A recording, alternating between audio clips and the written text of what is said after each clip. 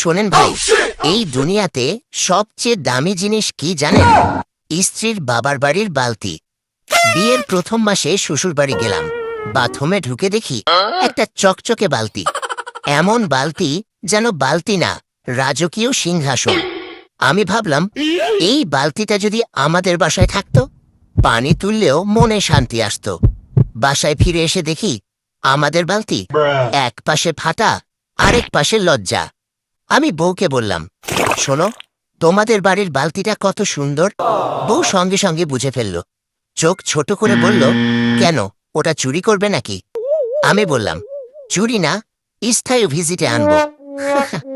পরের বার শ্বশুর বাড়ি গিয়ে বালতিটাকে এমন ভাবে দেখি যেন প্রেমিকা। বালতি মনে মনে বলে, আমাকে নিয়ে যাও। ঠিক তখনই শাশুড়ি এসে বলল, কি দেখছো বাবা? আমি বললাম, না মানে বালতির ডিজাইনটা ভালো লাগলো। এরপর বউ ঘোষণা দিল, আমার স্বামী নাকি বালতির উপর হিংসা করে। আমি বললাম, হিংসা না, ইমোশন। কারণ ভাই, স্ত্রীর বাবার বাড়ির বালতি মানেই মজবুত, চকচকে আর স্বামীর চোখের কাঁটা।